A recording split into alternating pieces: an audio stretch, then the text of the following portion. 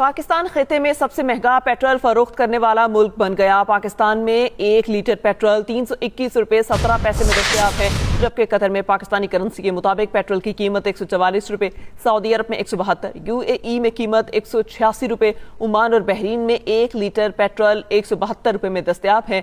अमरीका में 247, भारत और चीन में 305 रुपये फी लीटर, लिबिया और ईरान में 1 लीटर पेट्रोल की कीमत 5 रुपये। ज़राए के मुताबिक पाकिस्तान में पेट्रोल और डीजल पर आवाम से 215 रुपये इजाफे लिए जा रहे हैं। हुकूमत पेट्रोल पर लेवी 20 रुपये 60 पैसे फी लीटर बढ़ा दी है। इस पर बात करेंगे इरशाद अंसारी से। जी इरशाद, बताएगा खित्ते में हम क्यों सबसे महंगा पेट्रोल दे रहे हैं?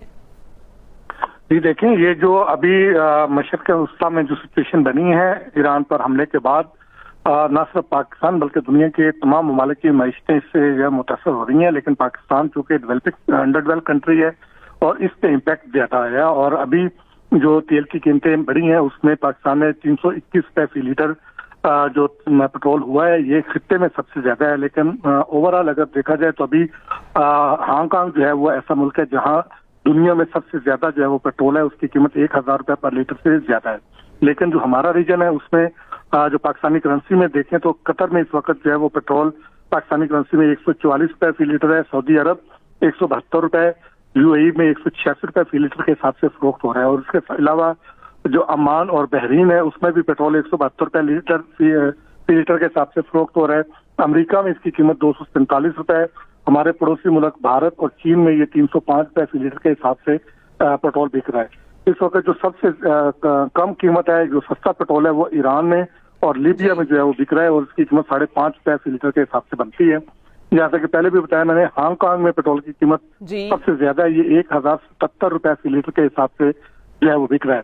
और पाकिस्तान चूंकि IMF के प्रोग्राम में भी है, पहले हमारे यहाँ जो मैकेनिज्म राइज था वो 15 दिनों के बाद कीमत का जो है वो तयन होना था।